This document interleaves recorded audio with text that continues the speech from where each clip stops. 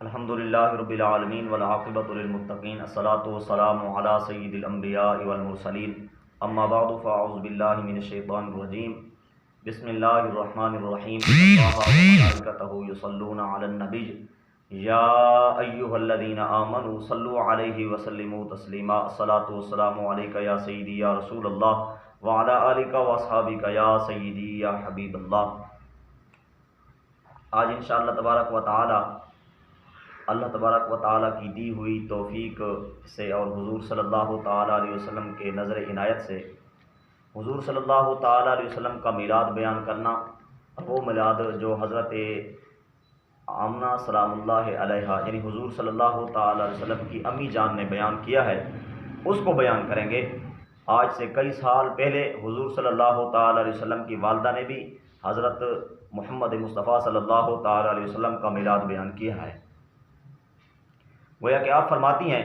کہ جب حضور صلی اللہ تعالیٰ علیہ وسلم میرے پیٹ میں تھے اور جب 6 ماہ ہوئے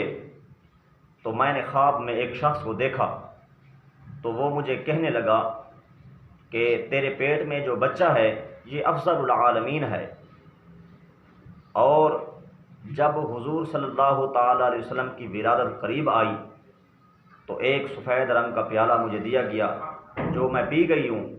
اور اس کے بعد آپ فرماتی ہیں کہ بلند و بالا عبد المناف یعنی عبد مناف کی عورتوں کی طرح میں نے عورتوں کو دیکھا ہے جو مجھے انہوں نے گھیر لیا، اور بہت ساری بھی عورتیں تھیں۔ تو میں نے ان سے پوچھا تم کون ہو؟ تو انہوں نے جواب دیا، ایک کہتی ہے کہ میں فرعون کی گھر والی حضرت آسیہ ہوں، اور دوسری بولی میں عمران کی دختر حضرت مریم ہوں، اور باقی ہمارے ساتھ جو موجود ہیں وہ تمامی حوریں ہیں اور غلمان موجود ہیں۔ حضرت آمنہ فرماتی ہیں کہ جب حضور صلی اللہ تعالیٰ علیہ وسلم کی ولادت ہوئی تو میں نے دیکھا کہ میرے گھر کے اوپر ایک بادل کا ٹکڑا آ گیا، اور جس کی چمک اس میں گھوڑوں کی ہنہناہٹ کو سنتی ہوں، اور کچھ انسان آپس میں گفتگو کر رہے ہیں، ان کی گفتگو کو میں نے سنا ہے۔ ایک شخص ان میں ندا کرتا ہے کہ حضور صلی اللہ تعالیٰ علیہ وسلم کو تمامی دنیا پھیراؤ، اور حضور صلی اللہ تعالیٰ علیہ وسلم کو ہر مقدس فرد اور فرشتے اور وحشی جانور یعنی ان سے روح شناس کراؤ، اور حضرت آدم علیہ السلام کا خلق، حضرت نوح علیہ السلام کی شجاعت، حضرت ابراہیم کی دوستی، حضرت اسماعیل کی زبان، حضرت اسحاق کی رضا، حضرت صالح علیہ السلام کی فصاحت، حضرت لوط کی حکمت، حضرت یعقوب کی بشارت، اور حضرت موسیٰ کی سخت گیری، حضرت ایوب کا صبر، حضرت یونس کی طاعت، حضرت داؤد کی سیانت، اور حضرت دانیال کی محبت، اور حضرت الیاس کی وفا، حضرت یحییٰ کی پرہیزگاری، حضرت عیسیٰ علیہ السلام کا یعنی جو تقوی ہے، پرہیزگاری ہے، اور وہ بھی حضور صلی اللہ تعالیٰ علیہ وسلم کو عطا کر دو۔ یہاں تک کہ حضرت آمنہ فرماتی ہیں کہ خرج منی نور، میرے سے اللہ تبارک و تعالیٰ کا ایک نور ظاہر ہوا جس سے شام کے محلات روشن ہو گئے۔ میں گھر بیٹھ کر شام کے محلات کو میں نے دیکھ لیا۔ اور اس سے زیادہ مضبوط روایتیں اور کیا ہو سکتی ہیں کہ حضرت عثمان بن عاص اپنی والدہ حضرت فاطمہ سے روایت کرتے ہیں کہ جب حضور صلی اللہ تعالیٰ علیہ وسلم کی ولادت ہوئی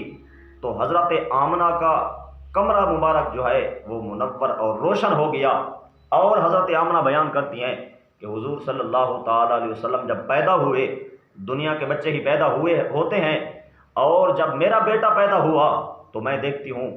حضور صلی اللہ تعالیٰ علیہ وسلم مختون پیدا ہوئے ہیں، حضور صلی اللہ تعالیٰ علیہ وسلم مغسول، غسل کیا ہوا آپ صلی اللہ تعالیٰ علیہ وسلم نے، اور آپ صلی اللہ تعالیٰ علیہ وسلم کا جو ناف ہے، ناف بریدہ پیدا ہوئے ہیں آپ صلی اللہ تعالیٰ علیہ وسلم۔ اسی وجہ سے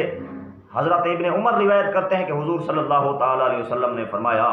کہ اللہ تبارک و تعالیٰ کا مجھ پر یہ بھی کرم ہے کہ میں مختون پیدا ہوا ہوں۔ دنیا کے کسی فرد نے میری شرمگاہ نہیں دیکھی۔ حضور صلی اللہ تعالی علیہ وسلم کا میلاد بیان کر رہی ہے حضور کی والدہ، اور حضور صلی اللہ تعالی علیہ وسلم کی آنکھ مبارک میں سرما سجا ہوا ہے،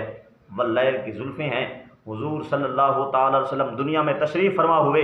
آتے ہی سجدہ دیا، اور حضور صلی اللہ تعالی علیہ وسلم کی شہادت کی انگل آسمان کی طرف اٹھ گئی۔ یہ حضرت آمنہ بیان کرتی ہیں۔ امام سیوطی فرماتے ہیں الخصائص الکبریٰ شریف میں کہ جب حضور صلی اللہ تعالی علیہ وسلم کی ولادت مبارک ہوئی، اس وقت کیا منظر تھا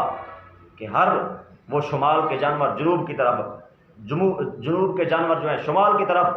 بھاگتے دوڑتے نظر آ رہے ہیں، اور ایک دوسرے کو مبارکیں دینے لگے، حتیٰ کہ آپ فرماتے ہیں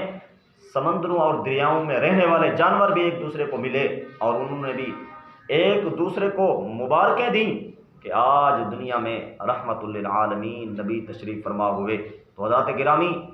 ثابت یہ ہوا کہ حضور صلی اللہ تعالی علیہ وسلم کا میلاد ہم